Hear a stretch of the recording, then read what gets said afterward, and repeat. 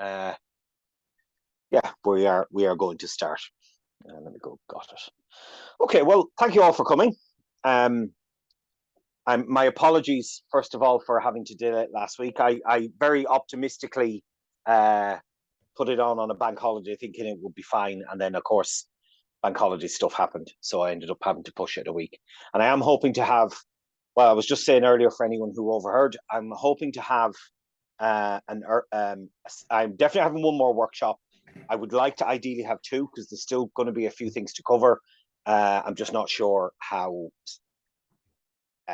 Like we don't have a lot of time left in the year, basically. So, but we'll see. We'll see how we get on. So you're all very welcome. Thank you for coming. So, like I said, this is the Dublin Data Science Workshop on an introduction to Bayesian statistics by building bitillion models. So I'm not going to. Usually, I do a quick recap, but as kind of the things have gone on, and I end up spending an awful lot of time recapping properly. So I'm not really going to do that. If anyone has any questions, I'm going to do a very brief recap, but not the thorough one I usually do. I've kind of, as the things have gone on, I've done that less and less. For anyone who is particularly interested, all these materials are up on GitHub. Well, I might do a new one. You see, I like to have them in a nice year. I know this is somewhat arbitrary, Greg. And I will be doing other stuff next year. So we'll see. We'll see how I get on. Yeah, I haven't quite figured out. Or if I do it, maybe I'll do it with a different data set. I'm not quite sure. Because as you can see, there's going to be, as we're about to see, there's problems with what we're doing here. And part of me could just throw it up, but the practical part of me is also very conscious that these are the kind of things that happen in real life. And I think it would be very disingenuous to not deal with that. This is actually a very good opportunity to kind of deal. Here's what do you do, when you're in these kind of situations where your model just doesn't fit very well or doesn't fit at all and all that kind of stuff.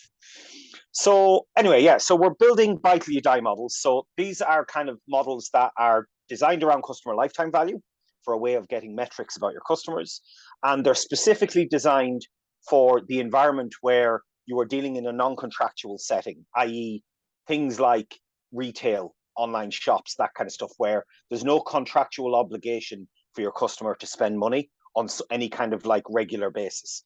So the opposite in a contractual setting would be things like a subscription service or like utility bills or even life insurance, anywhere where you've got regular payments on like some kind of, fairly well-defined schedule can be considered a contractual setting. And obviously from a non-contractual basis, it's a bit harder because if a customer stops transacting with you, you don't know if the customer has churned or has somehow gone inactive on a temporary basis or is just like an infrequent customer who happens to have just, doesn't transact very often, but because it's random, it's still a low frequency. You get a couple of transactions and then you don't hear from them for a few years. Or it could be entirely possible that they're just never, they only needed a few things from you. And now that like as a present for a wedding present or something that they've no personal interest in. So as a result, they're just getting rid of it. And how do you deal with all those? And we were fitting into up to this point for simplicity's sake and also to basically control a certain number of variables. Because I was trying to introduce Bayesian concepts and the model itself, we were working on synthetic data that we had actually produced using the model. And we'd also already found that we were having problems and we were going to have to think about how to deal with these issues. So I kind of got up to that point, and that was, which I appreciate the irony that we were seven workshops in, and we still weren't working on real world data. But today we're actually going to look at real world data, the same data that I used last year in the Data Science Soup to Nuts workshop series. So I'm sure you've seen the other ones before. I think I put them in this. This was kind of our synthetic data. This is what real data looks like. And I was just saying that earlier as well. One of the really weird things about this data set, like I said, it comes from the UCI machine learning repository and it's like transactional data, is the way that we've plotted it by customer ID here. And there's no real rhyme or reason to how customer IDs seem to be allocated. So you would expect, it looks kind of sequential. You would expect it to maybe, the first and this is all the transactions of that customer. So you would expect there to be a kind of, from bottom left to top right as new later customers to join the system, get a higher customer ID. And that doesn't seem to be the case there. Now, maybe the data was anonymized for the purposes of this. Why you would do that is a bit weird. Why you would do it so randomly and not just go like 1, 2, 3, 4, 5. You know, the whole thing is a bit odd and all that. And again, like I said, we don't have great domain knowledge on how this works, which is not necessarily something in real life when we're doing these kinds of things. We generally would have like stakeholders to deal with, or people who own the data or whatever. We would have better domain knowledge that we could kind of leverage around this. But anyway, and again, it doesn't really affect what we're trying to do. I just find it a bit odd. And what I guess I've learned to trust my spidey sense, that when I see odd things, I always want to know why, or at least ask about it, because sometimes it doesn't really matter and they can just say, oh yeah, they're randomly chosen and we make sure we never repeat them. Or sometimes you get like an interesting insight into your modeling from the answer. So that's kind of why. But for the purposes of this, we're just going to ignore it. And you can see, you know, we have a bunch of different customers. So for those of you, by the way, before we start, I know I recognize a bunch of names. Is there anyone here that's brand new today that hasn't been to any previous workshops? Or have you all been to at least one of these series before, or at least Dublin Data Science? I'm not seeing anyone saying anything, so I'm going to assume everyone's been here before. But just to reiterate, if anyone has any questions or wants me to explain something, this is going on for 2 hours, so we've got lots of time to explore stuff. If it's a little bit of a tangent, or it's not, or it's either something I'm going to be dealing with, or it's kind of completely at 90 degrees to what I'm talking about, I might just wait for the break. We're going to go until about, all things being equal, probably 7:45, maybe 7:50, depending on where we are. If there's a very natural stopping point, we'll take a 10-15 minute break, probably 10 minutes breaks, and come back, and I'll try to wrap up this evening around 8:45, 9:10. But I can happily stay on after that, like once I've stopped the recording, whatever. If anyone has any questions or whatever, wants me to discuss stuff, I'm more than happy to deal with that. Okay, so this is kind of the data we're looking at. And just to reiterate what we're working on, I just want to quickly go over the idea of the PNBD model, which is kind of like one of the standard models used in the real world to build these models. And this is what we're kind of building in Stan. So essentially, the idea is that you're breaking down customer behavior into two components. One is how often the customer transacts, and one is for how long does the customer transact. So kind of frequency and lifetime, right? Or it's also known as frequency and recency, although that's not quite the same thing here. So the idea is that every customer, when the customer becomes active on the system, it's the first transaction, right? And you don't really count that first transaction as part of the counting process. It's kind of your reference point. So when the customer transacts, you then, basically the customer has a homogeneous Poisson distribution that it transacts at until the customer becomes inactive, right? So there's no change in the underlying rate. Every customer has a single Poisson rate that they transact for, right, over time. So that's how things work on the frequency side. And on the lifetime side, essentially, when the customer becomes active, the customer has a lifetime for which they're going to transact. And basically, the customer will transact at that regular Poisson frequency lambda until the lifetime tau is reached in terms of the transaction rate. And basically those two, so you have two parameters. You basically have a Poisson distribution for the frequency, and you have what's an exponential distribution for the lifetime. And we can actually think about the exponential distribution kind of like a Poisson, where we're dropping out. It's kind of like, you can think of it as like a dropout rate. Okay, so the parameterized quite similarly. So every customer has a lambda, which is the frequency rate, and mu, which is like the lifetime parameter. Okay, and those two are independent of one another, unconditional on the data. So we don't have to worry about correlation or anything like that. And basically each customer, if we look at all the Poisson rates, that distribution of customer Poisson rates follows a gamma distribution, right? Which has two parameters, the shape and the rate, which is R and alpha. And similarly, for the mu parameter for the lifetime, that has a gamma distribution, and that has shape and rate parameters S and beta. So we kind of have, you can see in expressing it in mathematical notation, we have lambda and mu. They're both coming off gammas, and then also the lifetime tau is basically drawn from the exponential distribution of mu. Okay, and that's kind of how we're going to work that. Maybe I should put in a third one, which is just that the count is Poisson lambda. I probably would do that actually. That probably makes a bit more sense. Okay, now we also have an alternative model, which I'm not going to mention now, but I'll probably come back to it in the second hour, because it's a simpler model, it's easier to fit, and basically it's our fallback if we can't get this to work. And spoiler alert, we don't get this to work, so we fall back to the beta geometric. But I won't discuss that now to try and muddy the waters. I'll just talk about it. So we've been building PNBD models now for like 3 or 4 weeks, or maybe 2 or 3 workshops. But before that, we were kind of fitting simpler versions of it, where we're just trying to fit one from the other, from the point of view of trying to build up our kind of, Bayesian kind of sensibilities. So we're now going to fit this data to our model. Okay. Now, the other thing to look at is we have building of the likelihood model. So we talked about this, I think, either last workshop or the workshop before. So basically, I'm not going to go into the maths too much, but the idea is that, you have the first transaction here, and then you have the time T1, T2, which is the timestamps from basically the duration from the first transaction that made the customer active. How far apart are they? And basically, you can build them up, even though it's a Poisson process. Essentially, the times between events for a Poisson process is the exponential distribution.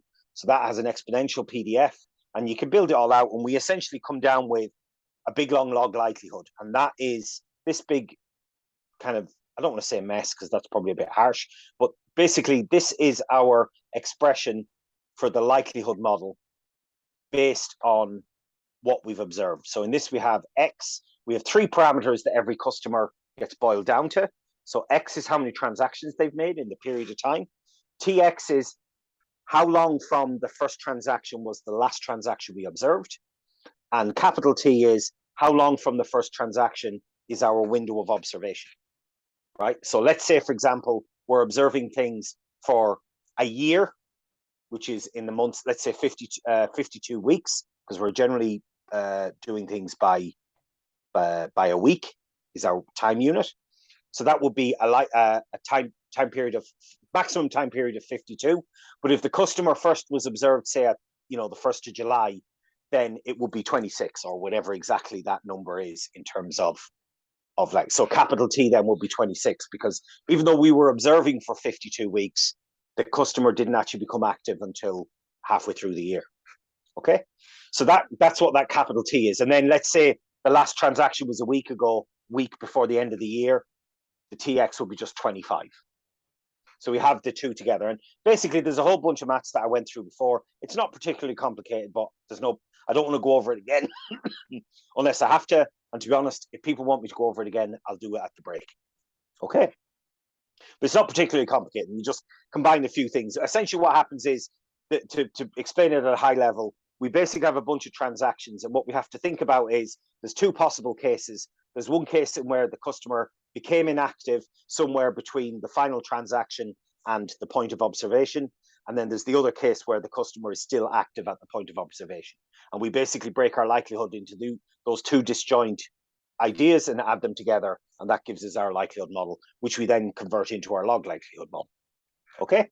And it's the log likelihood that we're working on, which is why we need this log sum exponential, because we're taking logs. We've got all this stuff here. And essentially at some point we need to take a log of A plus B. And there's basically ways of doing that. Okay. That allow us to preserve numerical precision and all that kind of stuff. Because if you try and do it in the real world, what happens is you end up taking logs of numbers either very close to 1 or very close to 0, and the whole thing tends to blow up, and it gets very, very messy, and you start to lose an awful lot of numerical precision, and essentially your answers become nonsense, not because they are logically wrong, but because you're coming up against the precision of computers to do floating point arithmetic, because ultimately they only have a finite number of bits that they can use to represent floating point numbers. Okay, so that's basically where we got to. And what we're going to do today is we're finally going to start trying to work on our fixed models. Okay, so before I do that, does anyone have any questions? It's probably a good place to take a quick break, 20 minutes in. I'm going to take that. I'll give people a second. No. Okay, like I said, as I'm going along, please don't wait for me to ask if anyone has any questions. If there's something I'm not explaining or there's something you want me to cover, just pop it in the chat. As you saw with Greg's question, I do spot them and I will try to address them as quickly and get to them as quickly as I can one way or another. All right, so we have our model. So let's actually just mention it again. We're going with a fixed model.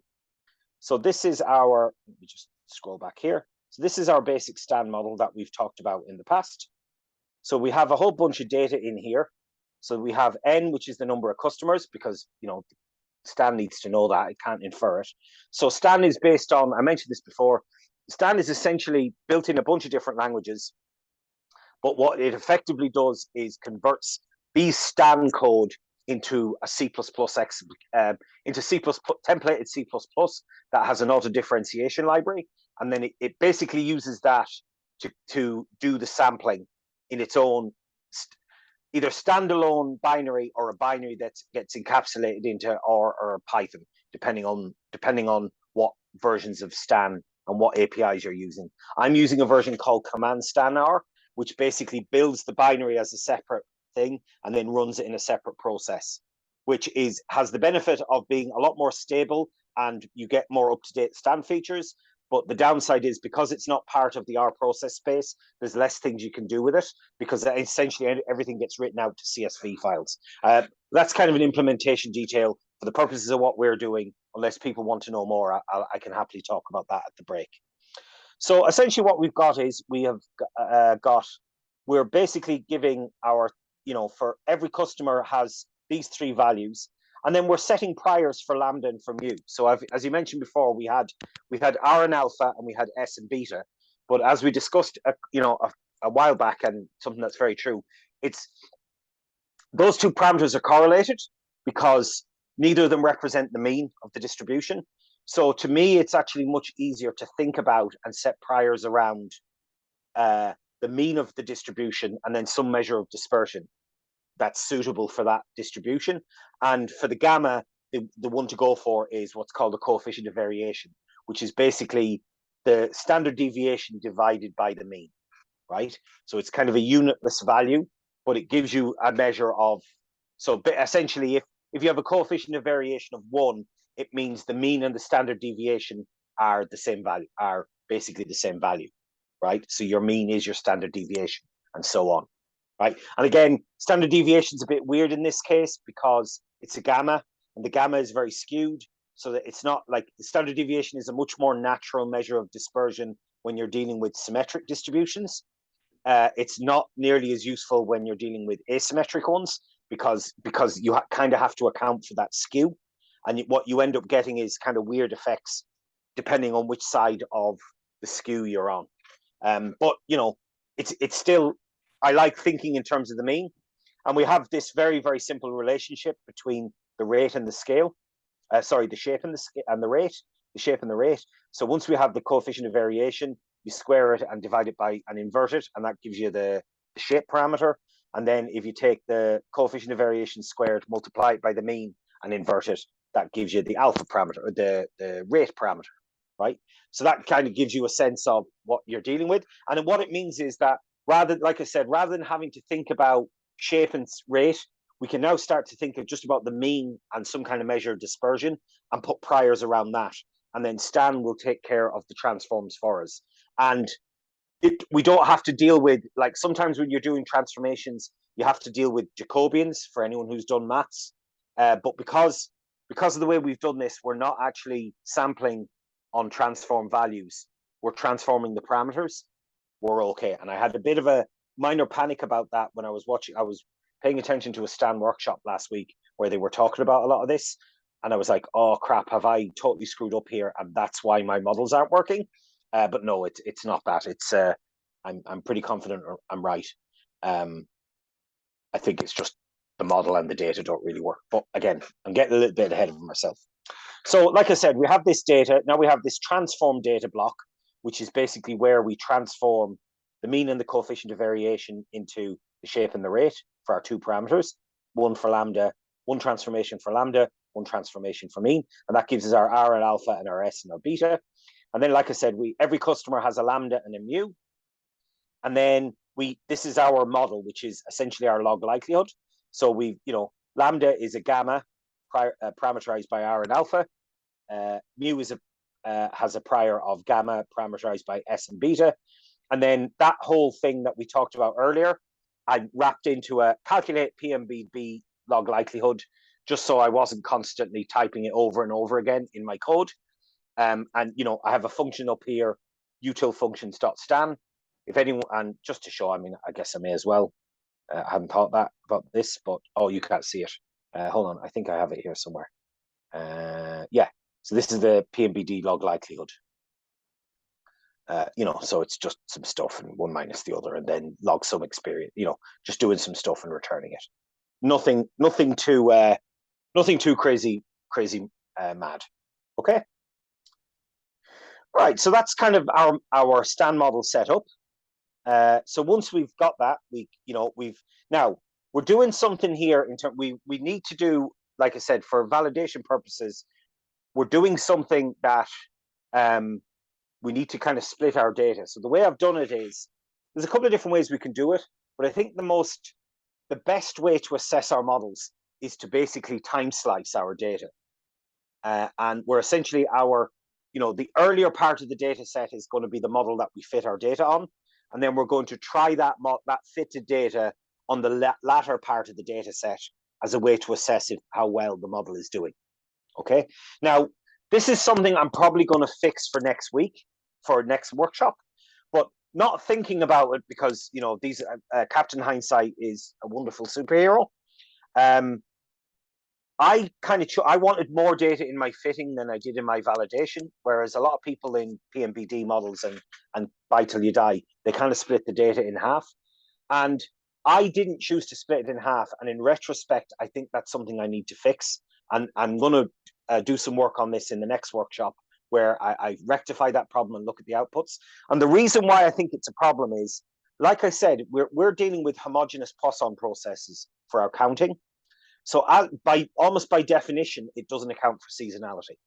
So if we're dealing with like retail data where, it gets busier and customers transact more around Christmas time, let's say, for example, well, the model is going to be problematic that way, right? Because it's not going to properly capture what we're doing. However, I think at least we would get a sense of that seasonality without trying to get fancy in our model and changing our model to account for it. We could just split the data, and if we fit it from, say, January to the end of December, and then from January till the end of December, then to a certain extent, even if we don't necessarily get the times right, from a counting point of view, we have a much better chance of capturing that aspect of it, right? Whereas the way I've done it, because I've chosen my cutoff point to be the 1st of April, and in retrospect, I think that was a bad idea, because essentially what it means is I was fitting from like the very end of 2009, which is when our data starts, until the end of March 2011. And then the other 9 months has Christmas in it, but is only 9 months of the year. So Christmas is a bigger, like let's say the holiday period or seasonality is a much bigger period of time proportionally than it is in our fitting data. So the fact that our models tend to underestimate transaction counts, which is something you're about to see, I think it's certain. I'm not saying it's the reason, but I think at least like changing how we choose our splits might at least shed some light on whether that's part of the problem. And the great thing about this is it's an easy thing to do, right? You just basically change the cutoff point and then rerun everything, and hopefully it works, right? So it's not a particularly hard thing to do. However, I hadn't done it at the time, and I haven't really had time to go back and change everything, because there is actually a bit of computation involved, because I tend to use Monte Carlo simulation, not just for fitting my Stan models, but also for model validation. And I just didn't want to rerun it all again. And also, I kind of want to see what happens and how this goes. And I kind of wanted to do this in real time and discuss the issues as we get them, because to me, that's a much more reasonable view of how this stuff works than for me to present, get rid of all the problems and all the issues I encountered along the way, and then present you with a final polished model.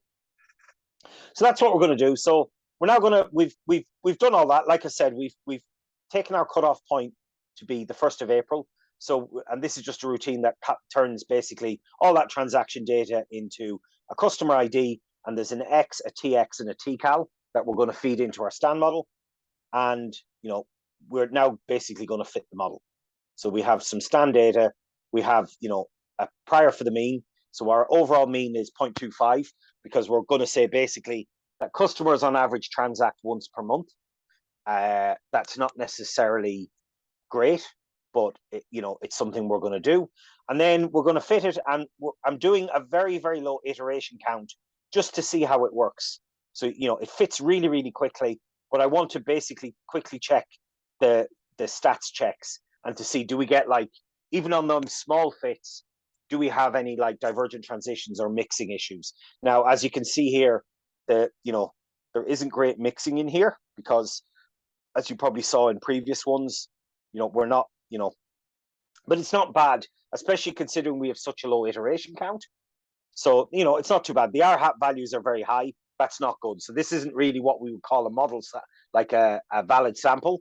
But at the same time, we're not having any sampler problems that probably won't be fixed by just taking more iterations. Okay, so we're okay on that front.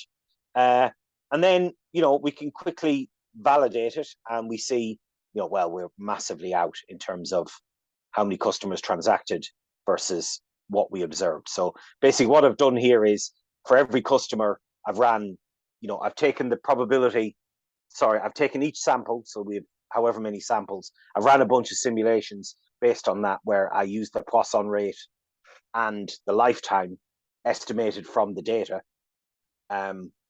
transacted, you know, done a transaction, done all the transactions, calculated the values, and then compared it. So we can see here basically that we're, you know, in the data set of the validation data set, we have over 2,500 customers in our data set actually transacted, whereas we've got somewhere around maybe 1,150, 1,200 transactions. Okay, so we're definitely biased to the downside in terms of how active our customers are, because our customers are actually transacting a lot more than our model. Sorry, our customers are active is a lot more than we would have expected based on our data. Okay, and then when we look at the raw transaction count, we see something similar. So let's just try that again. Okay, so like I said, we're dealing with very, very, so I'm not going to worry about this too much. I'm just running very, very low iterations so I can see, to get a sense of how this works, because, you know, these models can take a while to fit, especially, you know, if you've got an hour or two to fit sometimes, or, you know, some models can take a week or two. That does actually happen if you've got, you know, very, very complex models, and like, and you work in academia. But there are talks of like ecological stand models that take like a week to run. I haven't ever heard anything like that in my experience with the people I work with. The most I've heard of is like maybe a weekend where they just run stuff over the weekend. And that will be, you know, a lot of different hierarchy. But just to point out, I should say, and I should have mentioned it, I mean, this is a relatively high dimensional problem, right? Because we have, for every customer, we have basically 2 parameters for every customer. And I think the data, I can't quite remember how many's in the data. Oh, there we go. There are 3, you know, there's 4,700 customers in our data set. So basically, multiplied by 2, that's 9,500 dimensional probability distribution that we're sampling from. All right, so just bear that in mind. Like, we're not fitting 3 or 4 parameters here. We're fitting 9,000. So the fact that, you know, these things run in a reasonable amount of time is actually quite incredible. But, you know, that's a thing for another day. So we're down there, validate the model. So let's go on. So let's try a different one. We're basically upping the mean, and we're upping the CV, and we're basically going to fit it again quickly. We again have these kind of split R hat, which is a sign, and you can see that goes on. But that, you know, looking at the R hats doesn't look great. But again, nothing that we don't necessarily have a problem with. And we can see here we're doing a bit better on simulated customers, because, you know, a few hundred more are now being are now actually transacting, and the counts are much better as well. So this model seems to be doing a bit better. So, and like I said, because we're kind of fixing our priors, we have to try a few different fits to get it to work, or at least to, and we're trying to see, if how sensitive is the model to the priors, and also how, what kind of outputs do we get depending on our prior values. But now basically we have something that we, I don't want to say I'm happy with, because it's not, but I'm also conscious that I don't want to judge this too harshly, or even too well at all. We can't really make a judgment, because we've only ran it for like 50 or 100 iterations. We need to run it for a few thousand. So we're basically going to run it again, but now we're going to do like a real proper one. So we're running 4 chains like we always did, and we're going to have 500 iterations in our warm-up and 500 sampling warm-ups per chain. So essentially our posterior sample is going to have 2,000 iterations in it. And that is like basically what people generally recommend, that you want at least 1,000, and you probably want somewhere between 2,000 and 5,000 like samples in your posterior. But it's not just that, you also want your effective sample size to be relatively high. And that's probably something I can talk about a little bit later when we start to see issues with the model. So we run this, so you can see now immediately that it's still running pretty quickly though. Like our shorter model was taking how long to fit? Just scroll back. I think it was only like wasn't that long. It was like 80 seconds, so just over a minute. This one is taking about 5 or 10 minutes, I think. 180 seconds, so only 3 minutes. So we're not actually giving up much in terms of computation time by fitting a real level of values, right? So we're fitting 500. So we have 2,000 samples. You can see that it's going through them all, right? But now we actually have proper validation, like everything's satisfactory.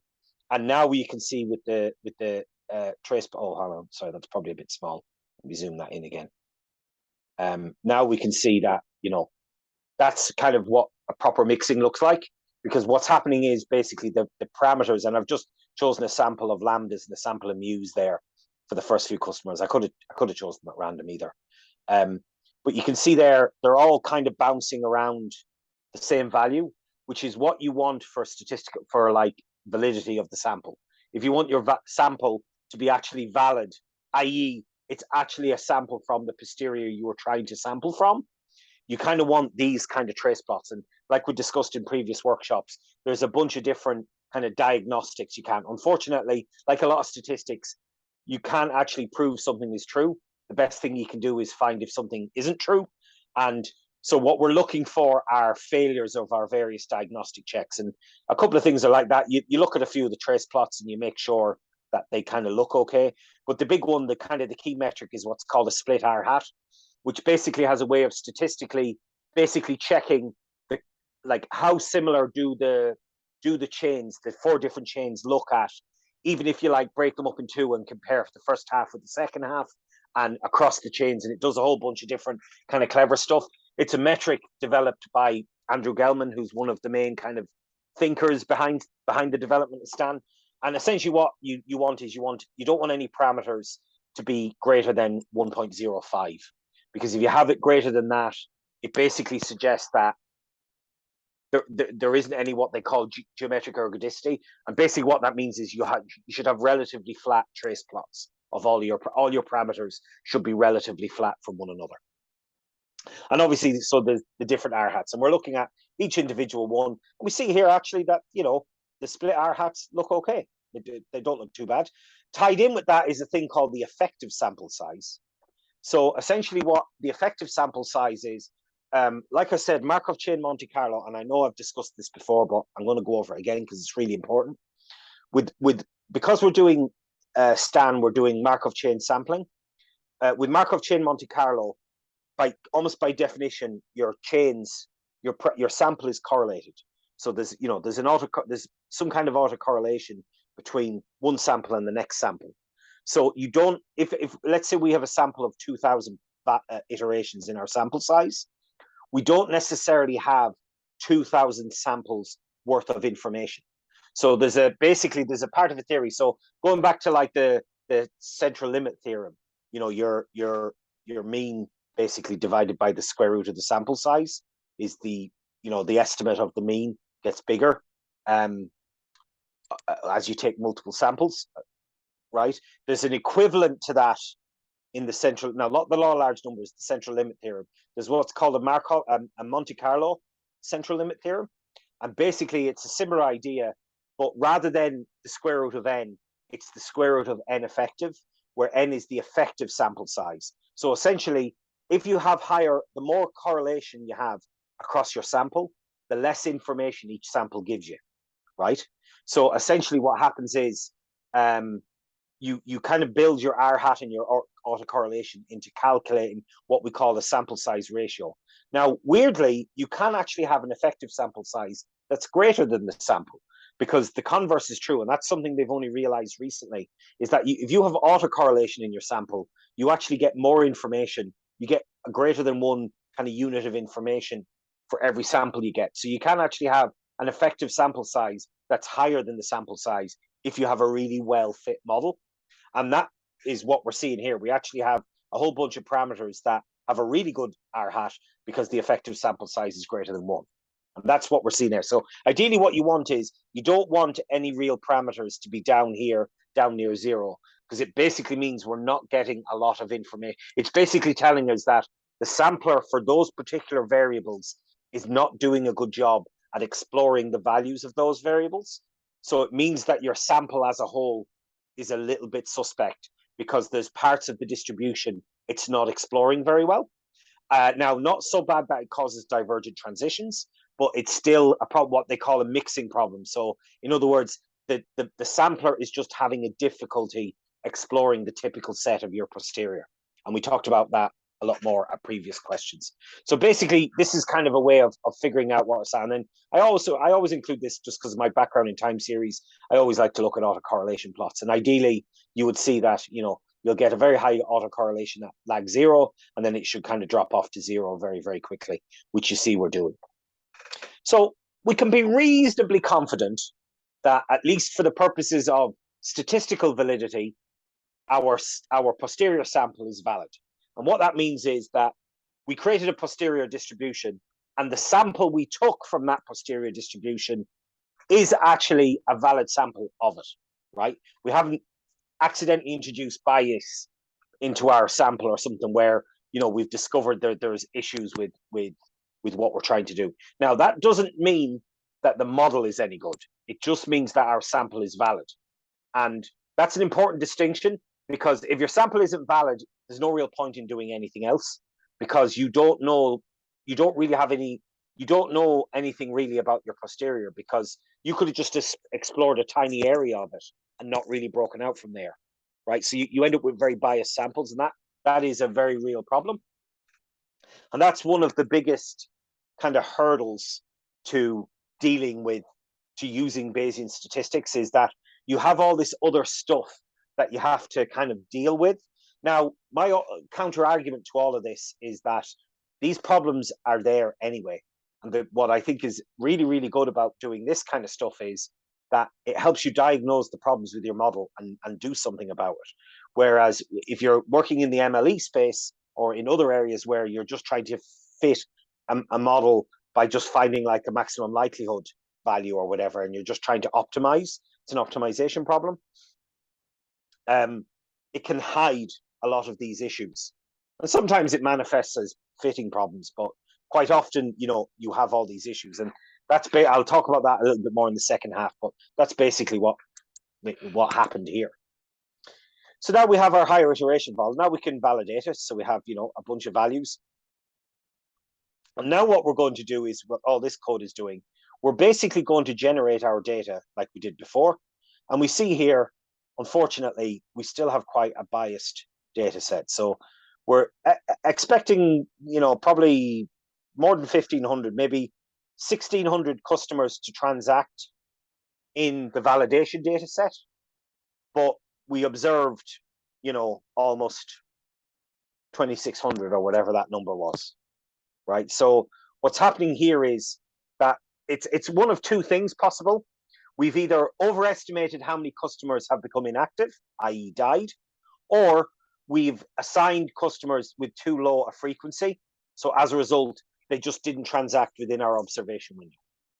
And that's also an issue, I guess. If you've got if you're estimating a very low frequency for your customers, then it's entirely possible you've got everything correct, but just through random chance, you're not observing that data, and that could be part of the problem. Like if we've got, you know, relatively valid estimates, we would, but then again, that should be random. So we're probably doing something.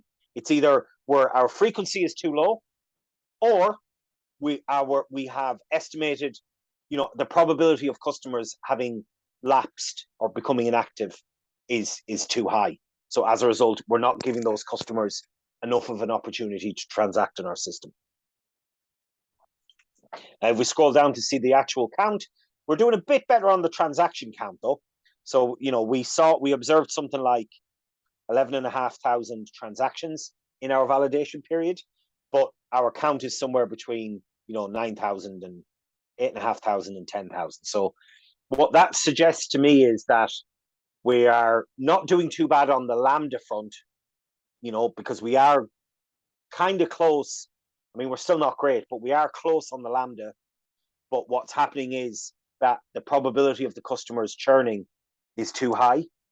We've given probably too much of a lifetime problem to the customer. So as a result, we're estimating them to have lapsed when they actually haven't. Okay. You know, and then we can write that value out to this so we can use it later.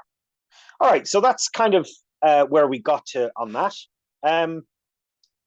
What can we do about this? Well, one thing we could potentially do is, like we said, we showed that the data was sensitive to the priors because we saw that earlier, right? So one thing we could try and do is say, rather than have this exact prior, you know, sensitivity, let's actually capture it on, because we were setting priors, but we were kind of guessing. And what it would be nice to be able to do, and this is where hierarchical models come in, is rather than just guessing priors, we actually make that a parameter in our model. So we actually say, oh, well, we don't really know what doesn't this say the customers interact more and stay too long as opposed to churn? And so all these, so these are, I should say the transaction count there is based on customers. This doesn't count new customers in the validation window. I've actually excluded them. So if there was customers whose first transaction occurred after the cutoff point, they are not included in this data set. Sorry, that's a really good point, Greg, and I should have mentioned that. Because obviously we're not accounting for new customers transacting in the validation window. Is that what you mean? Or have I got that wrong? Yeah, no. So this is purely the customers that were active during the fitting data, right? So we're not counting any new customers that occurred after the window. Sorry, that's an excellent point. That was something I thought was the problem. So I went back and checked it. Now, check my code in case I've made a mistake, but I'm pretty confident that's what I've done, because when I was looking at the observation data after the data set, I basically I only kept customer IDs that existed in the fitting data set. That's an excellent point, though. Thank you for reminding me on that. Okay, so what we'd like to do, and I'm conscious, now is actually a good time to stop because we're going to hit a bunch of problems pretty much immediately. But what we would like to do is basically, instead of, like I said, in this model up here, let me just scroll up. We kind of were guessing what the priors should be, right? And we didn't really know. We don't have a good sense of it.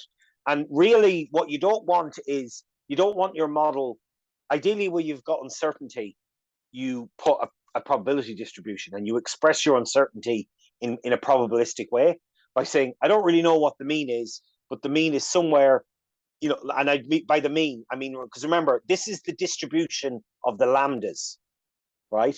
What I would like to be able to do is, this distribution of the lambdas has a mean, rather than giving it 0.5, I would like to put a probability distribution around it with 0.5 as a mean, right? And that way I can capture the uncertainty in my prior information as well, because this is a much stronger statement than being able to express things probabilistically. Now, the downside to that is sometimes it can be a bit of a head melt to keep a track of what's going where, but it's kind of one of those things that you kind of get handle of in practice. But that's basically what we would like to do. And that's what we're going to talk about when we come back from the break, because I notice it's 10 to 8 now. So I think this is a good place to stop. And then when we come back, we're going to try and build in hierarchy into this model, immediately encounter problems, and then try and figure out what to do about it. Okay? But that's probably a good place to take a break. So what I'm going to do now is give people a minute or two to ask questions, and then we'll take a break then, and then I'll see you back here at 8 o'clock. Okay? So yeah, but before I head off, I'll give people a minute or two. If no one has any questions, I'll wander off for a minute or two, and I'll come back before probably about 5 to. And if anyone has it, just leave questions in the chat. So is there a way? Yeah, yes, absolutely, Greg. There is a way. Sorry, is there a way to incorporate time series properties? Yeah. So I looked. I mean, we could model this as a time series where we have a whole bunch of related time series, and we fix it somehow. The only question is how you would do it, because it's essentially discrete events. So we would be probably what you would need to do is come up with some way to cohort your customers, and then basically aggregate at the cohort level and then build time series that way. And then you would be basically fitting some kind of ARMA or ARIMA model based on the counts, which might work. Or another way to Markov, I was going to say. Yeah, you could do. The other way I was thinking about this is to incorporate. What you could do is essentially have two different Poisson rates, depending on what time of year it was. But then you have to track how much of the year was in one regime and how much was in the other. There's a bunch of different, and you'd have to adjust your likelihood model as a result. So yes, this is one of the beauties of Stan, is that your likelihood model is whatever you want it to be, as long as you can write it up and make sure you've done it properly. We could build all of that in. However, for the purposes of this workshop, I don't really want to go down that route, because basically here be dragons. And I am very conscious that this is supposed to be an introduction to Bayesian statistics and Bayesian models, as opposed to, that's more of an intermediate thing. Now, it might be something I get to at the end, if all these models completely explode and burn. But yes, so what I'm going to do is I am going to take a break now.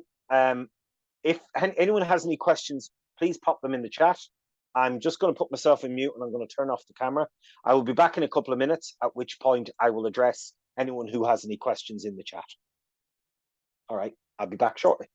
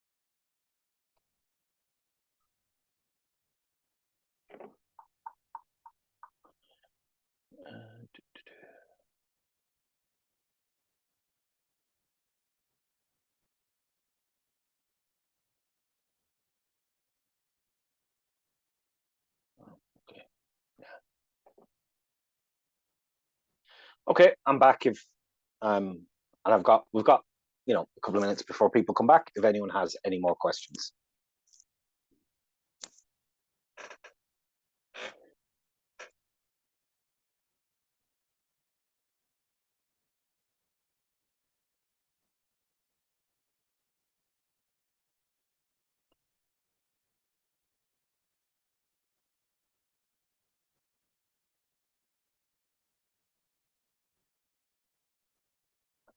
But Greg, are you here?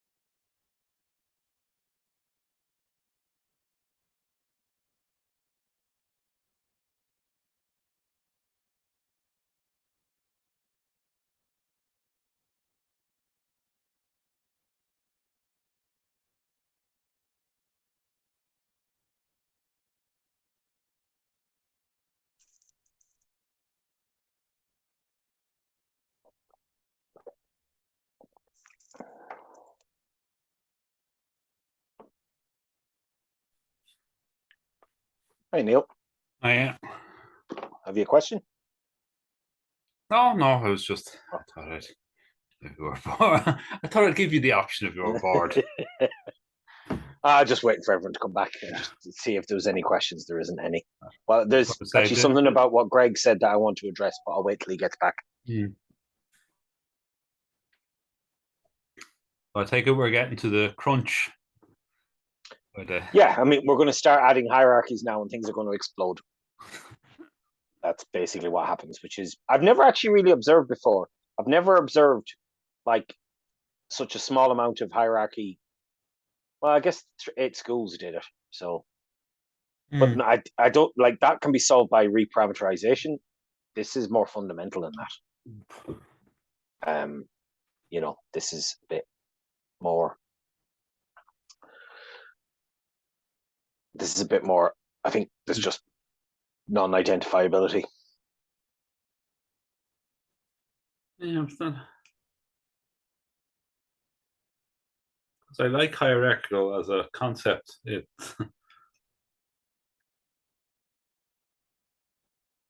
Yeah. Well, I mean, don't get me wrong. I've used loads of models really effectively. It's just this particular one has caused problems. But I kind of knew that coming in because I tried to use the buy till you die model, and that basically fits. It takes that model and it fits the R and the alpha and the S and the beta, and it just didn't. It just didn't fit for me at all. It was terrible.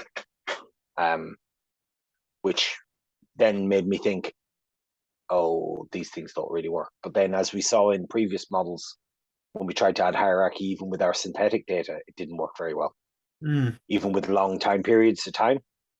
So, because I mean, well, look, again, I'll get to that in a little bit. So, all right, I'm gonna actually. I just noticed it's a minute past. I'm just gonna assume everyone's back. Just before I start, does anyone have any questions? Greg, are you back yet?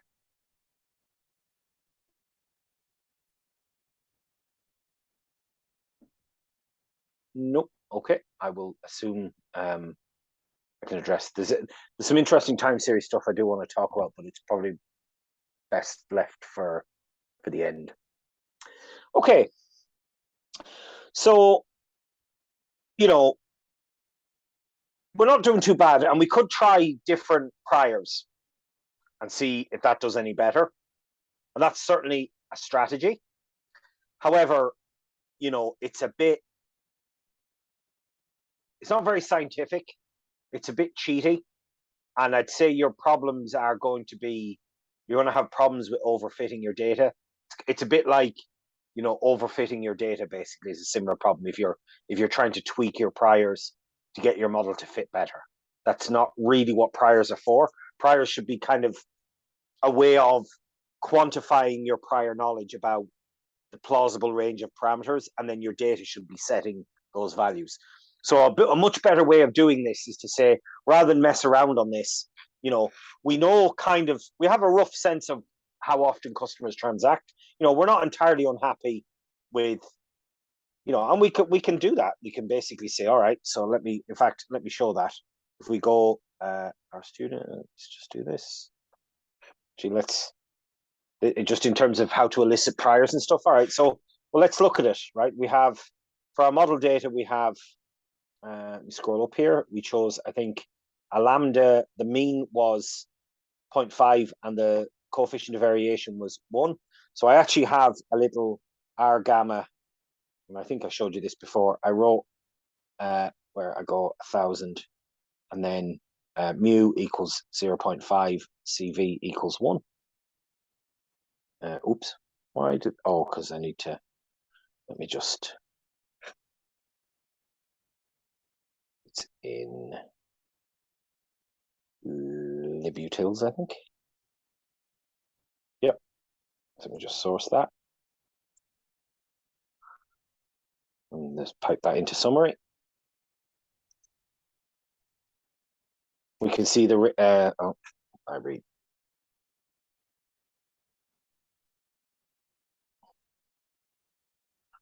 Let's just put in fit.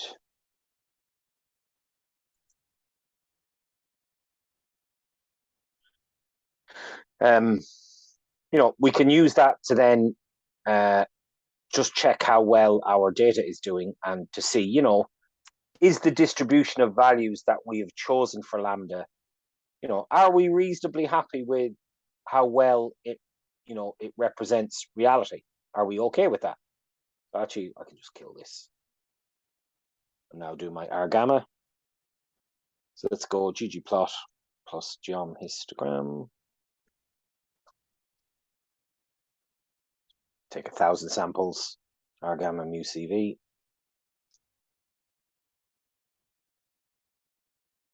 Mu equals 0.5, CV equals 1, bins equals 50.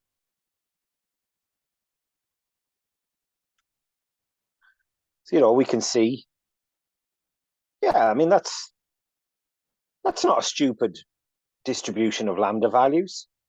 So we're going from, no transactions in a certain distribution and no transactions, and we've got this long tail that goes out to about 4, which basically means 4 transactions a week, kind of at the upper limit, which is probably not bad. I mean, maybe that's not high enough, though. Maybe we go to 2.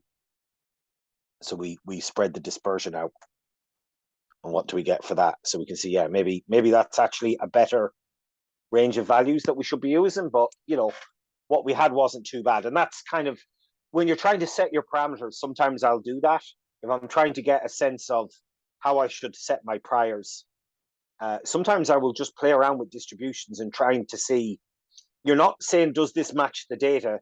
You're more like saying, are these values plausible? Because like a lambda rate of, a couple of hundred isn't really feasible, because that would be a customer on average transacts a few hundred times a week, right? Which, from the point of view of just physical practicality, doesn't really make sense, especially since transactions are like on the invoice basis, right? So if a customer comes in and buys a whole load of stuff, it's one invoice, so that's one transaction, and that's kind of how we've set it up. So therefore, those really high values for lambda aren't really plausible.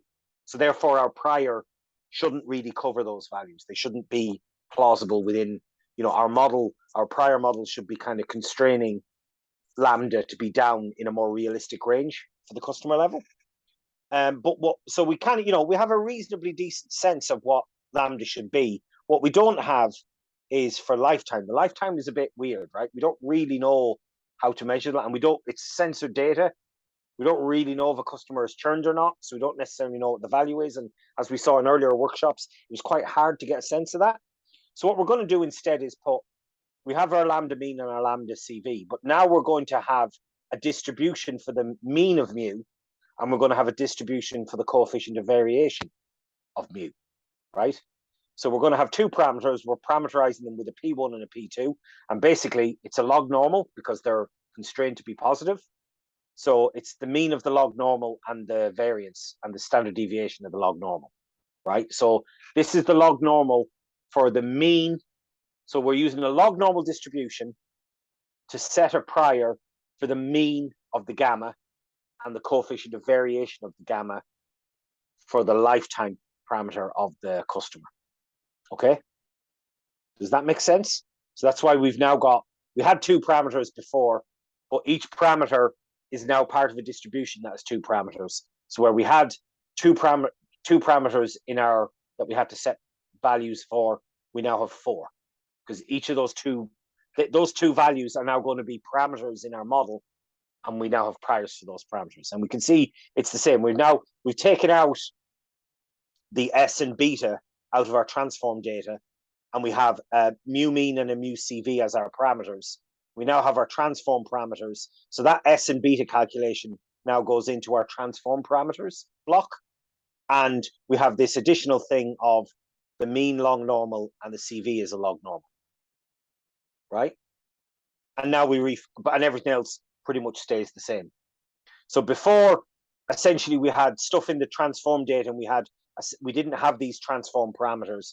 But now, because we've added this prior information and we've put priors on these parameters that previously were fixed numbers, we've kind of had to rejig how the model works.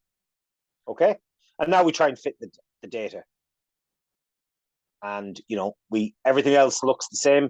Because it's a log normal, I'm putting the mu to be about 0.05, and with a 0.5, and that's going into a stat. And I'm going to have 0.5 as the mean for my coefficient of variation again, but that's a much tighter distribution, and everything else is kind of the same. Okay, and the model fits, but we have some issues, and we can see that we have a whole bunch of parameters that don't really fit very well. And when we start looking at our model, we see we've got some issues. It's not great, right? So you can see that we don't have these kind of hairy caterpillars on mu mean or mu CV. And we also see that the numbers are now a bit mental, right? So before our lifetime, our mean, we were expecting a lifetime model to be a much smaller mu value and a tighter coefficient of variation.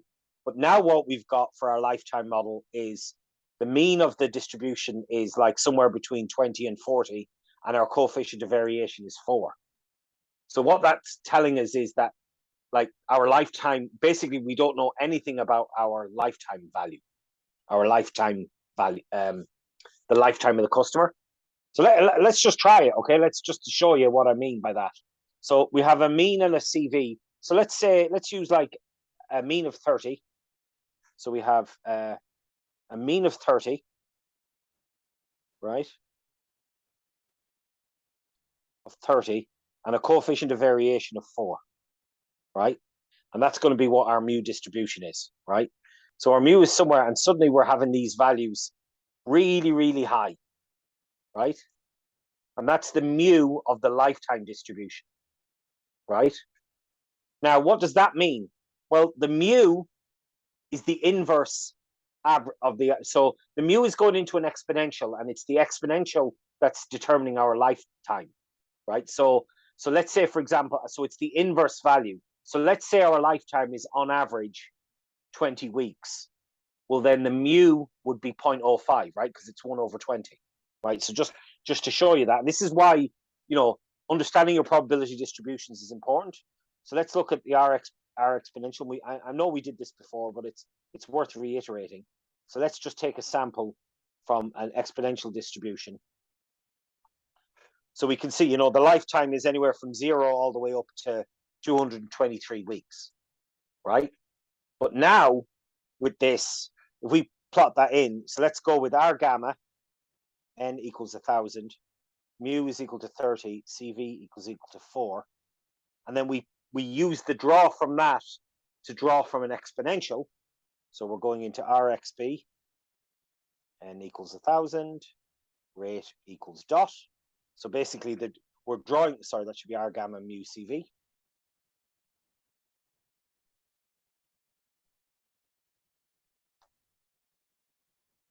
So we're getting these crazy numbers.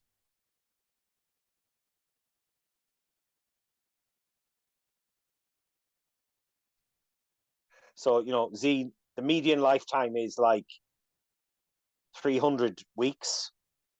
But loads of them are zero, or essentially zero.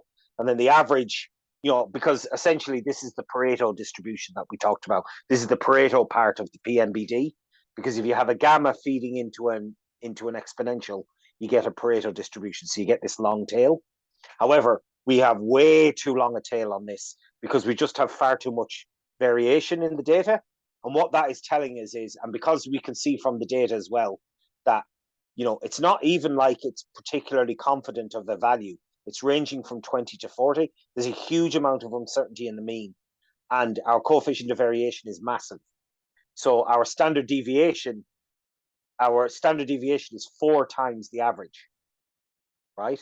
It basically is like, we know that these numbers aren't great. So what it's telling us, that combined with, you know, the fact that we've got our, you know, it's not the transaction, like the sample isn't throwing any divergent transitions. We don't have anything else, but we can kind of tell from the diagnostics. And look at these R hat values, right? We have like R hat values of 1.4. So we just know there's an issue. And like all the way down here, our effective sample size, we have a whole bunch of parameters where our effective sample size is less than half of the actual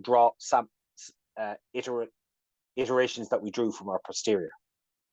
So we can see now, even though we don't have any divergent transitions, we can see that the model itself is struggling because it's not really, it's kind of, what this basically means is that the different chains are exploring different parts of the parameter space, as opposed to, you know, going through the same parts of the distribution, if that makes sense.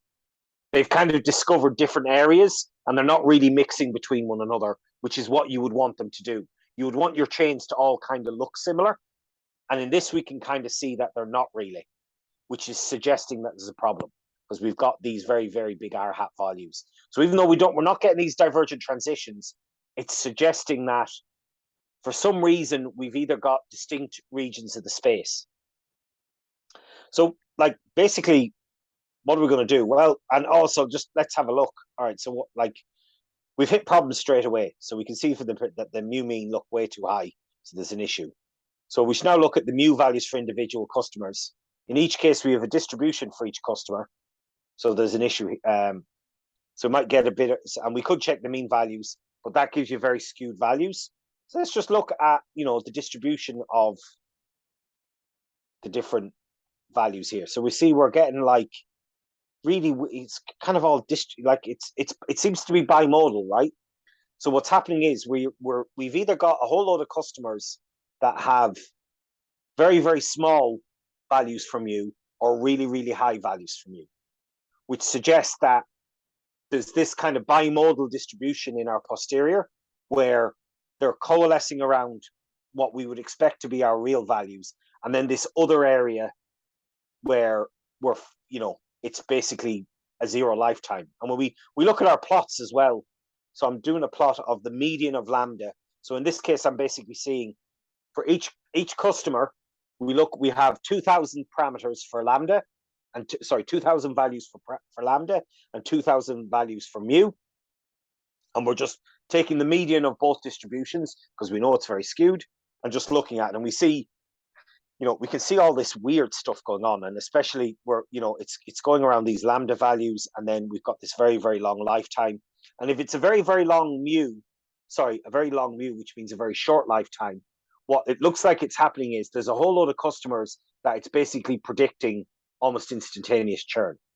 And I think what's happening there is, because we have a whole load of zero customers who haven't transacted since they basically transacted to become alive on the system, but haven't transacted since. And I think there's a couple of thousand of them, or 1,500. because we have this kind of problematic posterior, it's basically saying, well, these guys are basically have a really, really, really short lifetime. And in many ways, the lambda doesn't really matter because, they're just transacting in a short period of time, relatively high frequency, and then they're transacting immediately and they're churning, right? They're becoming inactive.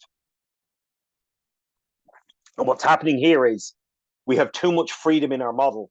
Our model doesn't, like, the data is not able to discriminate between all those different possibilities. And this is something we talked about before, right? So if we have a customer that hasn't transacted at all on the system, but was born a long, long time ago, right? Well, there's two possibilities. There's one possibility that I have like a kind of a normal lambda and a very, very short lifetime, so a very high value for mu. But it's also possible they have a very long lifetime, i.e. a very small value for mu, and they have a very, very small value for lambda because they don't transact very often, right?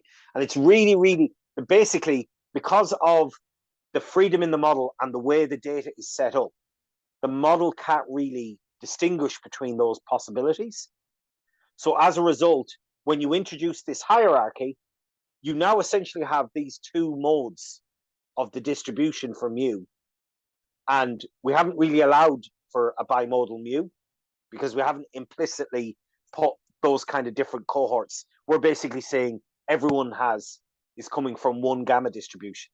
Whereas, so by adding this freedom into the model, it's kind of breaking, and our hierarchy is essentially trying to fit one distribution across a bimodal distribution. And as a result, our model isn't really able to distinguish between the two. So we've got a problem here. Does that all make sense? Has anyone got any questions about that?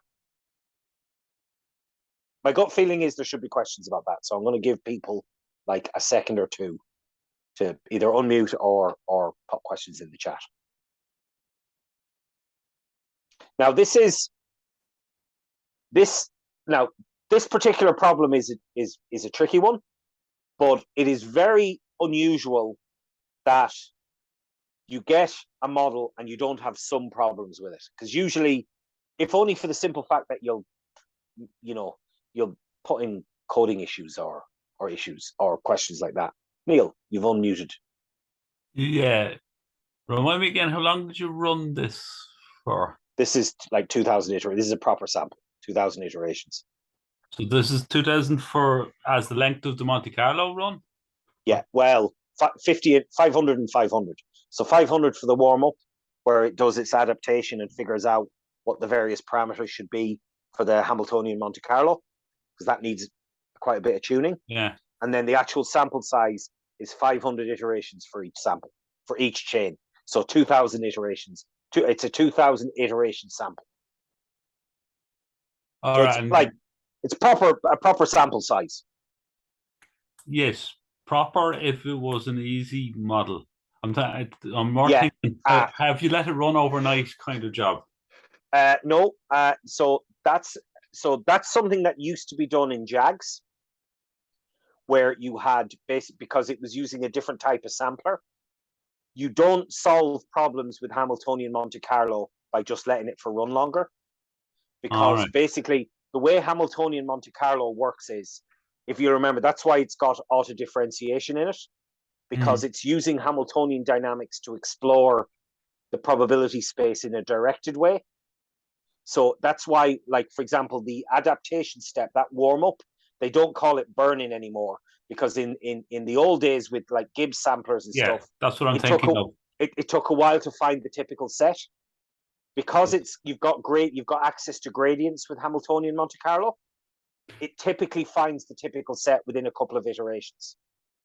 If it's an easy set to find, even if it isn't kind of distribution. But that will manifest itself in other ways. You don't solve the problem by taking more iterations, because basically so this is where basically people who are coming from, like, have been using Bayes for a long time. This is one of the misunderstandings about how STAN and how HMC works. HMC if you've got these kind of problems, you don't solve them by taking more samples and thinning your data. That's actually considered not a good thing to do, because it's basically masking problems with your posterior. What you need to do is what we're going to be looking at is you basically need to change your model or alter your priors or do something so that your sampler can actually explore the probability space properly. But because this is diagnosing a problem with your model, if you see what I mean, rather than something you just need to run for longer. No, but as things get more complicated, you are more likely to get them multimodal. I'm thinking of the stochastic gradient, where a lot of the things I do with stochastic gradient, it flattens off, and then it finds, it wanders, as they say, on a plane, flat plane, and doesn't find anything. And then it finds a well to drop into. But it can take, like, if we just look whether it finds the well, you can be sort of wandering aimlessly. So would you tell me, I need to read a bit more about this to so typically what will happen in this is you want to parameterize your model so that the initialization basically gives you a trajectory it can follow. But because of the gradient being doable, and that's why it doesn't use stochastic gradient, because basically if you're subsetting your data, you end up with, you basically go back to Metropolis Hastings, which obviously has, and because we're dealing with high dimensional space, those kind of random walk Metropolis doesn't work very well, because we're designed, like Stan is designed to work for high dimensional problems, where a lot of these, like, whereas a lot of this other stuff was developed when you had much smaller amounts of parameters. So as a result, these high dimensional space didn't really I know what you mean. Yeah. But stochastic gradient is for high dimensional, because that's the whole if you know, that's the whole point of it, because you're getting that randomization. I've just got a question from Greg there. Let me just, so can we use training data or domain? Yeah. So domain knowledge is what we were trying to do in terms of setting our parameters, Greg. And that's what we tried to do. But the posterior distribution moved away from those values. So if you look, like we set our mean value to be the mean of the mu distribution is set to be 0.05, and the coefficient of variation is set to be around 0.5, right? But because of the data we have, the data ended up wandering up into these ridiculous values, right? Now, that's not necessarily a problem. Well, but it is kind of a problem, right? Because we know that the average lifetime of a customer doesn't have these crazy wide values, but the data, whatever way we've set up our model, that's where the sampler ended up going to. And what's basically happened here is that we essentially have a bimodal distribution for our mu. So we have like a more realistic set of values for customers where our mu value is relatively low, which, remember, because the parameter is the parameter mu is the inverse of the average lifetime. So if we want like a lifetime of, say, 10 weeks or 20 weeks, it's going to be 1 over that, right? So we've set it to be a 0.05, which is about a 20-week lifetime for a customer, but, you know, with a reasonably wide variation of, so our coefficient of variation was reasonably wide, and that's fine. However, by setting this, because remember as well, that mu feeds into an exponential. So we're not observing mu directly. Mu is a parameter into an exponential distribution, which I think is also why we're having identifiability issues, because the lambda we can sort of observe kind of directly, not quite, but it's a bit more, there's a bit less uncertainty around it, where with an exponential, we're sampling from a parameter mu that's then feeding into an exponential that's then setting our lifetime, and we can't measure our lifetimes exactly, right? We're kind of working around these values. So as a result, we just have a lot more uncertainty around our lifetime values. And as a result, we're starting to see these kind of identifiability issues manifest themselves, because there's a whole different sets of configurations of parameters that can be reasonably done to explain the data. Does that make sense?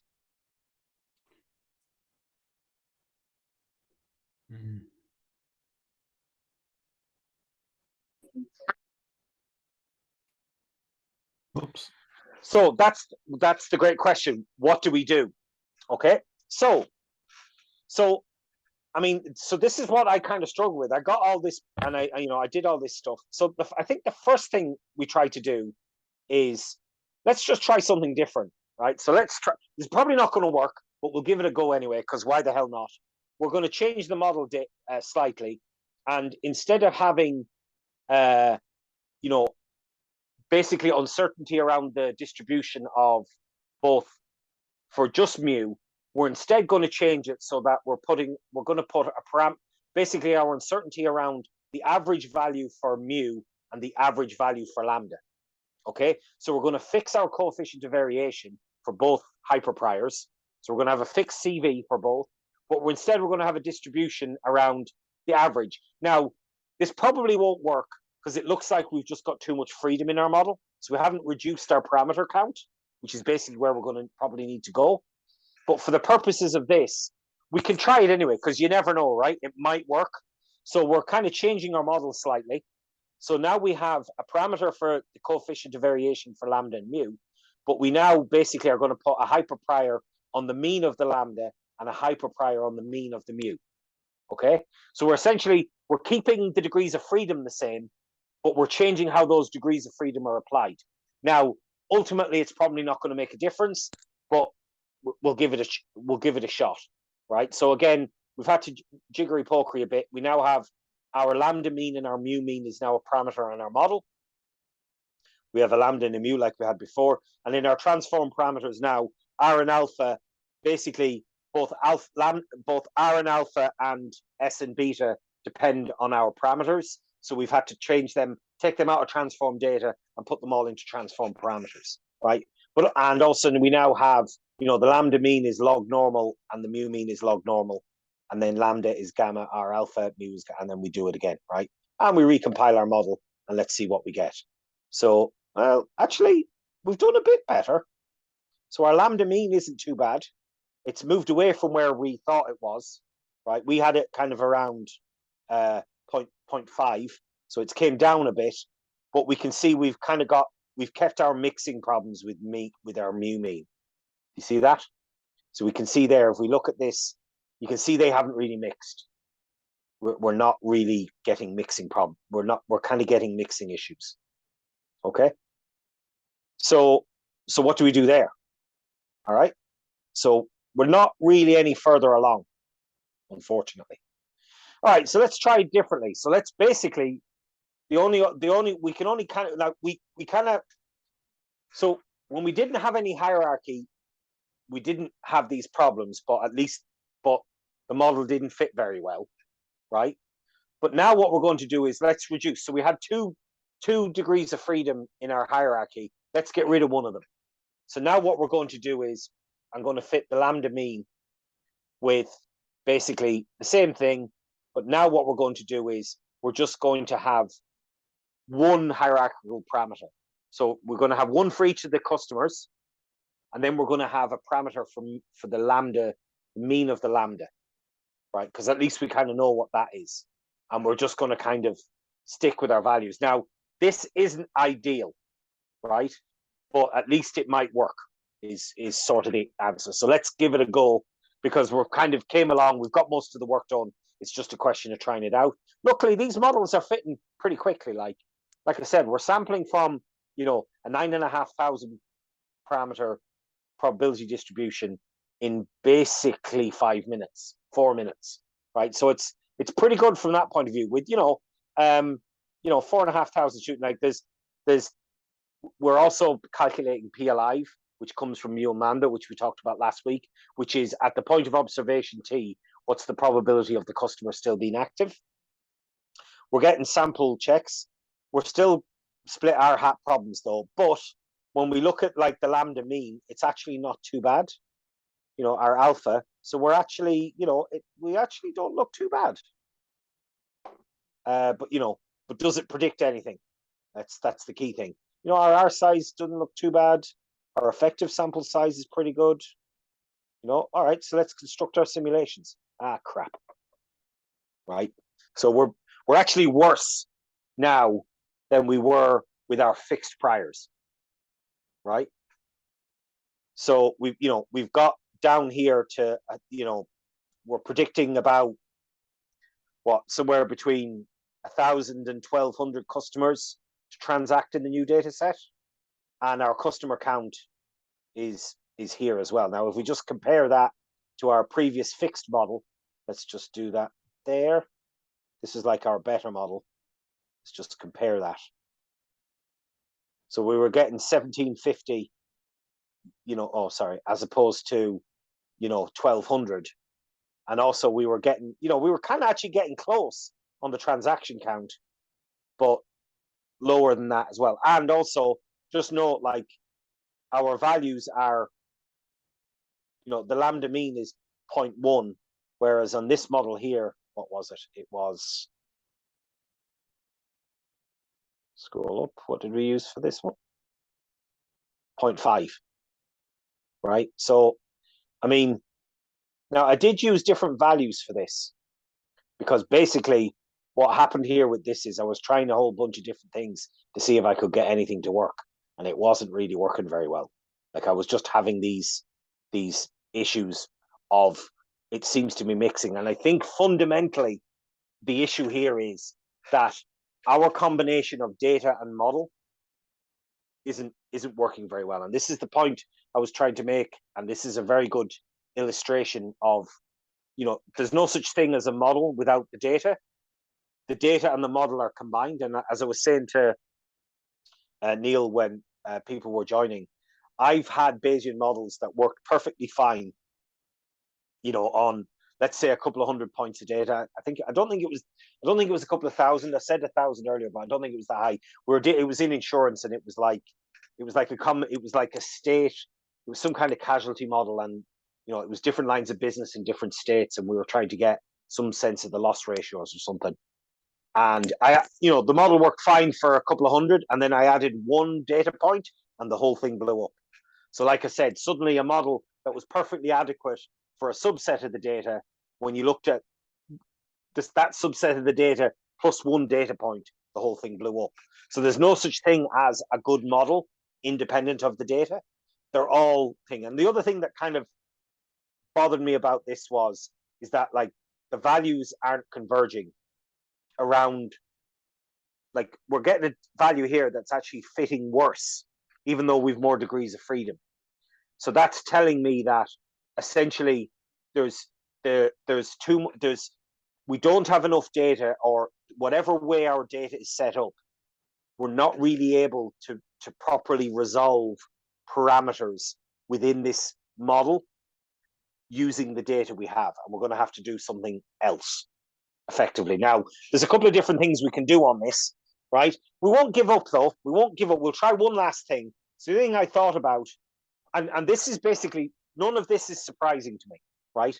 I didn't quite expect it to be this bad, but like I said, when I first was introduced to these models, I was trying to fit buy till you die models on this data set, and I had massive trouble. I just couldn't get the data to fit at all. And I was getting similar problems. I was starting it at reasonable values, and then if the model fit at all, it was giving me maximum likelihood estimates that were like far, far too big for what we were doing. Because what those likelihood models are is they don't fit. They basically fit it at the individual level, but they don't sample on it. They're trying to produce four parameters: the R, the alpha, the S, and the beta. And as you can see, the data just isn't able to resolve values for these. And this, Stan is trying to kind of tell us why. So we're seeing, like, what's happening is there's too much degeneracy. We have what's like essentially degenerate posteriors. So effectively, there's a whole suite of values that do an equivalent job of explaining our data. So, and Stan doesn't work well in these situations. So to get it to, and basically we don't, like, modern statistics doesn't know how to solve these problems. This is kind of a limit of human knowledge problem, rather than we just need a better tool problem, if you know what I mean. And it's one of the reasons why, for example, Stan doesn't fit on discrete parameters as a parameter in the model. It only works on continuous parameters, because part of the whole benefit to doing this is that we need to be able to diagnose these things. So basically, one last thing we can try and do though is, and that is something people say, is that you basically fit different models on different cohorts. So what we're going to try and do is we're going to add in one last hierarchy that maybe will work, maybe won't, but we'll give it a go. Spoiler alert, it doesn't really work. But so what we're going to try and do is, maybe we've been asking too much, and instead what we should be trying to do is cohorting our customers based on when they first transacted on the system, and then essentially giving them their own sub-distributions for lambda, sorry. Right? So we're going to stick to our single lambda mean, but we're going to put basically a different cohort based on when they first transacted. So, and we're going to do it by quarter because it's simple. So we're going to have Q4 2009, which is the very end of 2009. Then we're going to have, Q1, 2, 3, 4 for 2010, and then Q1 2011. And they're going to be our 6 cohorts. So, and we're going to change that around. And this illustrates kind of how you add this kind of stuff into Stan. So we have N, we need a number of cohorts. We're also going to have an integer array for the cohort ID. You can kind of think of it as whatever cohort ID it's going to be. And then the lambda mean, and we're going to have a parameter for lambda mean and P1 and P2. And then the lambda mean is now a vector of size n cohort. So rather than a single value for lambda mean, we're now going to have a number of different means, basically depending on how many different cohorts we pass in, right? But everything else is the same. And because it's all vectorized, we actually don't have to put in, we just have to go like alpha cohort here and n cohort there. But other than that, because it's all vectorized, everything else kind of solves itself. And now we try and fit that model, and let's see what we get. So just to show, we put the Stan data in there. So we could use this composed data in Stan is really good. We add the cohort in, and then composed data kind of deals with all that crap of turning the different cohorts, putting them in ID on turning it into an integer, all that kind of stuff. Don't have to worry about it anymore. That's great, because that didn't used to exist when I first started working in Stan, and it was an absolute nightmare. Now we just do it all with composed data. And now we see we have a bunch of different values, but we need to use our but yeah, actually, okay, that looks all right. And we actually have mean value, and we've different mean values for our different cohorts. Oh, okay, that looks kind of okay. Well, I mean, mean 5 and mean 6, maybe we shouldn't have that in there. Like I said, we should get rid of that and put that into, that cohort should be part of the validation set. Our hats look okay. All right, here, let's run our simulation. Crap. Simulations don't really have. I mean, we're a bit better. We're a bit higher. So we're not, but we're still not doing as well as our fixed model, right? And our transaction count is still a good bit lower. Like it was up with our fixed model, it was all the way up here, right? So basically, we're kind of bunched, right? We can try and do some stuff. I mean, so we have a couple of different things, and this is something I'm probably going to discuss at some point next week or in the final one, because one thing I've kind of learned, and this is something that you'll find you do when you're trying to build models and fix models and do a bunch of different things, what I found will typically happen is things end up a bit messy, right? Because and what I'll typically do is I will typically, if I'm creating a new, and this is why you can see I had a couple of different prior distributions in there, and I was changing the values, and then I kind of created a second one, and I try to not overwrite my previous work, especially if I'm changing parameters too much, because I want to keep a record of what I did. So, but what typically will become is that your kind of worksheets, and that's why I split this out, because it was basically taking too long to fit this one. Maybe I could add it in at this point though, because it's not actually at this point, there's only 2 models in it. I wasn't sure how far this would go when I split it out. Maybe I can actually merge them in now at this point and save myself a bit of time and space. But I think at some point, what I'm going to have to do is go back and essentially create a brand new worksheet that like fits maybe this lambda distribution and fit a fixed parameter one, and see how far off we can get. Now, I mean, this model here, just to say, this fixed prior, if we can't get anything better to work, this at least is a valid sample, right? So even though we know, where is it? Sorry, not that one there, this one here, right? I mean, we're getting statistical validity, No, hang on. Higher iteration. There we go. So this one here, we're at least getting statistical validity on it, right? And even though we're underestimating our values, we can still, okay, we're a good bit down in the number of customers with transactions, but our transaction count is doing a lot better. So maybe we go back to this model here, or maybe tweak it a bit and see, can we tweak our priors a bit and at least salvage something from it? Or we try and go a bit more complicated in our model. And to be honest, that's probably the right thing to do. Now, I don't know if we'll have time to work on it within this workshop, because basically we're going to have to start adding extra layers of complexity. So one of the things that did occur to me is maybe we want to put in, not necessarily seasonality, but modeling the fact that it's not a homogeneous process. So that goes to the point that you made earlier, Greg, about treating it as a time series. Now, time series of count data is a bit tricky, because how exactly we model it is, so maybe you have a time series of the lambda and you model it that way, but you're probably going to have to come up, you probably don't want to be totally free in terms of a time series. Maybe what you want to do is come up with some kind of functional form that you then, because you need to constrain the model somewhere, because if you make it too open, these are the kind of problems you have. And this is the problem, right? We have quite a lot of freedom in this model, because every customer is getting their own value drawn from a distribution. So the other and that's why what makes me think that is the fact that, the problems manifested themselves when we added these extra degrees of freedom, because what's happening now is there's basically multiple sets of values that do a reasonably similar job of explaining the data we've observed. So maybe what we need to do is take a slightly different approach, or maybe we need to add some kind of tracking over when the transactions are occurring. So rather than just having one value TX and capital T, instead we break it into like, how much time was spent in, the 12 different months of the year, for example, and have some kind of parameter that adjusts the Poisson. But again, my feeling there is they might be too wide.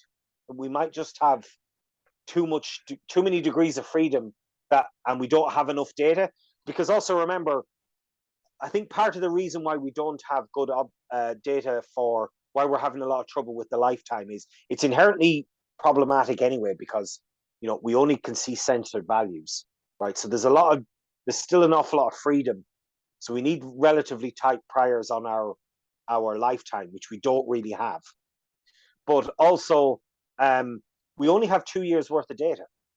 So it's very hard to tell on an ongoing basis. If we had longer observations, and this goes back to our synthetic data where we had longer, but we still had problems there. So I think there's just a fundamental non-identifiability in this model that we have to worry about, and we somehow have to do. Now, maybe very, very tight priors, or accept these biases in the model and say, look, we know these models tend to underestimate stuff, but maybe we have some kind of adjustment to that. Or, to put it not too bluntly, which I'm conscious of the time because it's 8:45 now, we go with a different model, right? We use a different model. So that's I kind of buried the lead on that one. Let's have a look at now we're not going to have time for it today. We'll probably do this in the next workshop. Let's look at the beta geometric NBD model.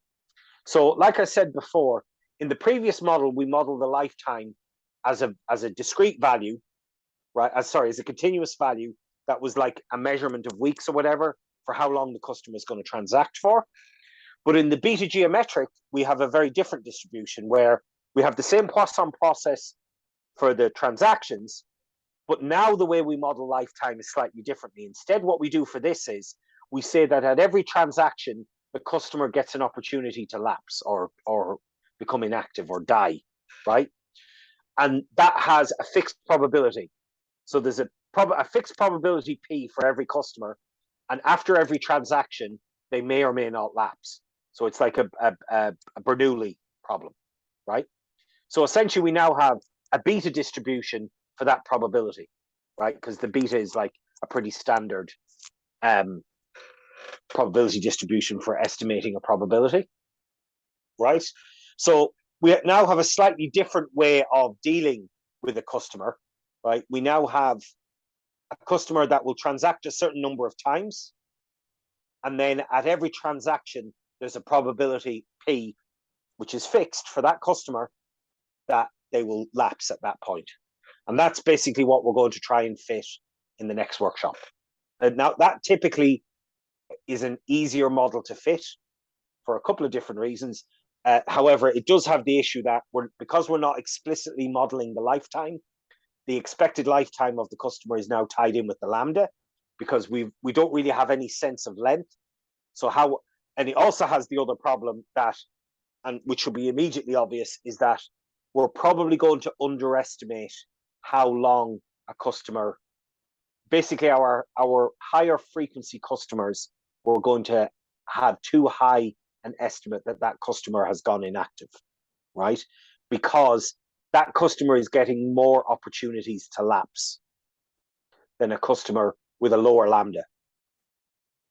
Does that make sense? So if you have a fixed probability P of a customer lapsing, the customer that is higher frequency transactor is going to be considered by the model to have a higher probability of being lapsed. Absolutely, we could. There's all sorts of different things we could do with this, Greg. Yeah, there's loads of tweaks, but I'm just talking about the very basic model there. But those basic models are how we kind of get around these problems, right? Because I'm going to be honest, I'm not really sure how to deal with the PMBD problem with the data set we have. I'm actually giving a talk on all this work to the Bayesian Mixer in London towards the end of November. I will let you know if it's been videoed, but my gut feeling is it isn't, because it's in person in London. And I'm kind of hoping I'm going to talk about all these problems, because it's basically going to be the talk about how I give these workshops and here are the problems. And I'm kind of half hoping that someone in the audience will be able to talk to me in the pub afterwards and give me some pointers for how to, uncluster this model, the PMBD model. But right now, what I'm inclined to do is, if I had to use this model in the real world, I would just come up with a set of priors I was reasonably happy with, and then just deal with the limitations of the model, because I think you can still derive some interesting values from it. And also see how well I can go with the BGMBD model as well, and just kind of deal with both of that. Sorry. At what point do we draw the line and, let's say, push this? I mean, to be honest, how long is a piece of string, Greg? I mean, what I will say is, just because a model is wrong, if it's wrong in known ways, you can adjust for that. So a great example of that is the Black-Scholes model in option pricing, which is basically financial derivatives. So it's the option is kind of like you can buy or sell a stock at a fixed price at a future point in time. The model is notoriously wrong, as in, the assumptions the model makes about the system it's modeling are hilariously simplistic and incorrect, not least of which is that returns follow a log normal distribution. However, because it's kind of a universally accepted model, what traders do in the real world is they use the Black-Scholes model and then kind of adjust it in their head. There's all sorts of different ways in which they keep this simple model, and then they do these other things around the model to get around the limitations of the model. So that could be something you do in the real world. Okay. But hopefully, I mean, the BGMBD model seems to do a bit better. I've been doing some experimentation with it in the interim. I'm going to be working on it a bit more over the next couple of weeks. It might be that even though it's a more limited model, because it's more simplistic and it doesn't have so much freedom, it might actually do a better job of explaining the data, or we could do, a better job of it. But that's probably something I might discuss if you've got a couple of minutes, Greg. For now, I think I'm going to leave it there. So thank you very much for joining us. Like I said, this isn't the last workshop. We're going to do at least one more. I might try and squeeze a second one in before the end of the year. To answer the question about this, I don't think I'm going to continue this into 2023. I'm going to do a new series of workshops in 2023. However, I don't think I'm going to abandon this. I think this is a fascinating problem, but I think the things I need to do to get this to be a model I'm happy with, or at least can consider finished, because I certainly don't consider this finished, because I'm not happy with the outputs of this at all. Even if it means just fixing it one way or another, to have, you know, a substandard model with known limitations that we can adjust for. I do think I do want to keep working on this. However, I probably won't continue working on it under the auspices of a workshop, because basically the things I want to do are probably going to be beyond the scope of a workshop series of introducing Bayesian statistics to people. Because I've also been very conscious of that when I've been doing this kind of stuff, because this isn't necessarily, I would probably ages ago have gone down the route of going with a much more complicated likelihood model, because it was clear, it was pretty clear after a couple of, once the fixed parameters and working on the multi, you know, adding the hierarchies, it was pretty clear that, you know, there was a mismatch between the likelihood model and the data. So I would have gone to a more complicated model, but I was also very conscious that I have to teach this stuff and explain it. And I didn't want to go down the complex route. I'd much rather kind of try some simple things that maybe would work. And because it's easier to explain, and it's more, I think it's easier to follow along these things, even if the outcome isn't necessarily very satisfactory.